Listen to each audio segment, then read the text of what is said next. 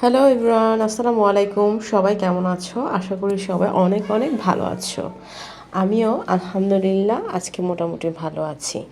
তো যাই হোক, সকাল সকাল আমার গাছের ছোট্ট ছোট্ট ফুলগুলার অনেক অনেক শুভেচ্ছা এবং ভালোবাসা তোমাদেরকে।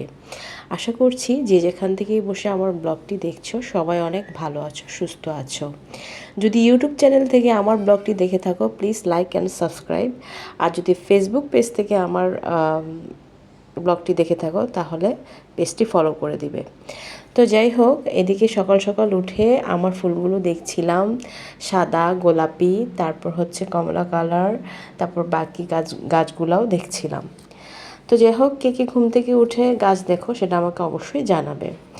আর ওইদিকে সকাল সকাল উঠে নাস্তা বানাচ্ছিলাম, যেহেতু রাতে আজকে আমি রুটি বানিয়ে রাখিনি, তো ভাবলাম আজকে সকালেই বানাবো।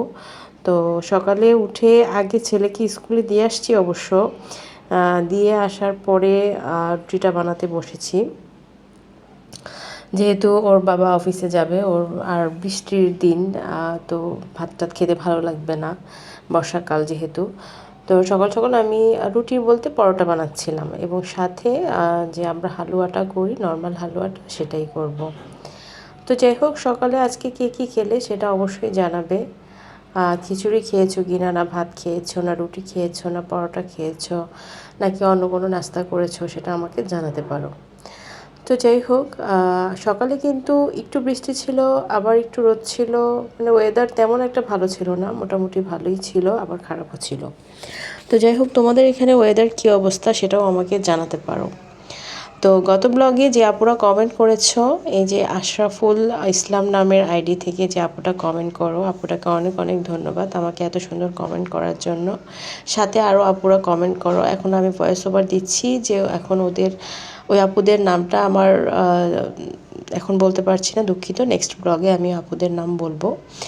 তো যাই হোক, এদিকে কথা বলতে বলতে আমার এদিকে হালুয়াটা কিন্তু হয়ে গিয়েছে। আর ওইদিকে কিন্তু আমি ওর বাবাকে ডাকছিলাম, ওর বাবা এতক্ষণ ঘুমছিল, ঘুম থেকে ওঠার জন্য। আর ওইদিকে এটা হতে হতে উঠেও যান উনি। তো যাই হোক, বৃষ্টির দিনে কিন্তু বাচ্চারা স্কুলে যেতে চায় না, যেহেতু একটু ঠান্ডা ঠান্ডা ওয়েদার থাকে, ঘুম থেকে উঠতে চায় না। সকালে কিন্তু আমার বাচ্চাকে ঘুম থেকে ওঠাতে আমার খুব কষ্ট হয়। আমি সকাল প্রায় 6টা থেকেই ওকে ডাকা শুরু করি যে উঠো উঠো উঠো। তারপর লাস্টের দিকে বেশি চাপাচাপি করি, তখন ও উঠে কান্না করে, স্কুলে যেতে চায় না। খুব কষ্ট হয় ওকে নিয়ে স্কুলে যেতে, আর সব কিছু রেডি করে যেতে। আমাকেও রেডি হতে হয়, ওকেও রেডি হতে হয়, সব মিলে একটা হযবরল একটা অবস্থা যায়। তো যাই হোক, এটাই বাচ্চার মায়েদের জীবন, কিছুই করার নেই। বাচ্চাকে মানুষ করতে হলে একটু তো কষ্ট করতেই হবে, এবং এটা অনেক সুখের কষ্ট যেটাকে বলে। তো যাই হোক, আলহামদুলিল্লাহ। এদিকে আমি রান্না করতে বসছি। রান্না করতে বসছি বলতে কাটাকুটা করতে বসছি, এটা তো তোমরা দেখতেই পাচ্ছ। আজকে করলা ভাজি করব। ওইদিকে ভেবেছিলাম যে জালি দিয়ে মাছ দিয়ে রান্না করব। তারপর ভাবলাম যে না, আজকে মাছটা ভুনা করব, তোমরা দেখতেই পাবে, পেঁয়াজ দিয়ে টমেটো দিয়ে। তো ওটা ভুনা করি। আর আজকে দুপুরে ওর বাবা বাসায় খাবে না, সেটা বলে যায়, তো আমরা আমাদের আন্দাজ মতো রান্না করি। মানে আমরা মা ছেলেরা কতটুকু খেতে পারবো অতটুকু আন্দাজ করেই রান্না করি। তো যাই হোক, কালকে আমি যেটা বলছিলাম যে হিসেব করে চলা, একটা গৃহিণী যদি হিসেব করে চলে তাহলে কিন্তু অনেক কিছুভাবে সেভ করে, টাকা সেভ করা যায়। যেমন ওই যে বললাম, কালকের ভাবিটা অনেক সেভ করে চলে। আসলে এভাবে চললে কিন্তু অনেকেই টাকা বাঁচাতে পারবে। যেমন অনেকে আছে যে আজকে আলু ভর্তা ডাল করলাম, কালকেও করলাম, তারপরের দিনও করলাম। তো এইভাবে যদি একাধারে 2-3 দিন আলু ভর্তা ডাল খেতে পারে, বা একটা সবজি ধরেন, আমি এরকম ফ্যামিলি দেখেছি যে শীতকালে তো বাঁধাকপি, ফুলকপি এগুলো একটু যখন অ্যাভেলেবেল হয়ে যায় তখন তো এগুলো কম দামেরই হয়ে যায়। তখনও দেখতে পেয়েছি কিছু কিছু ফ্যামিলিতে যে 40 টাকা দিয়ে হয়তো একটা বাঁধাকপি নিয়ে আসছে, ওই বাঁধাকপিটাকে ওরা 3 দিন রান্না করে খেয়েছে। হ্যাঁ, এক্সট্রা আর কোনো কিছুই রান্না করে নেই। তো টাকা কিন্তু এভাবেও সেভ করা যায়, এভাবেও দেখেছি অনেকে টাকা সেভিংস করে। তো যাই হোক, এটা কিন্তু একটা ভালো উপায় টাকা সেভিং করার। এভাবে যদি চলতে পারে মানুষ, কষ্ট করে যদি চলতে পারে, তাহলে কিন্তু অনেক টাকাই সেভ হবে। আর ভবিষ্যতে ওই টাকা দিয়ে সে কোনো একটা ভালো কাজ করতে পারবে, মানে যে যে পরিবারটা টাকাটা সেভ করবে সেই পরিবারটার কথা বলছি। তো যাই হোক, এভাবে কিন্তু সবাই চলতে পারে না। দেখা যায় যে অনেকের অনেক রকম সমস্যা হয়ে যায়, যেমন প্রত্যেক মাসেও অনেকে অসুস্থতার জন্য ডক্টরের কাছে যান, অনেক ওষুধ খান। তো এদিকে সেভ করলেও ওইদিকে আর সেভ করতে পারে না।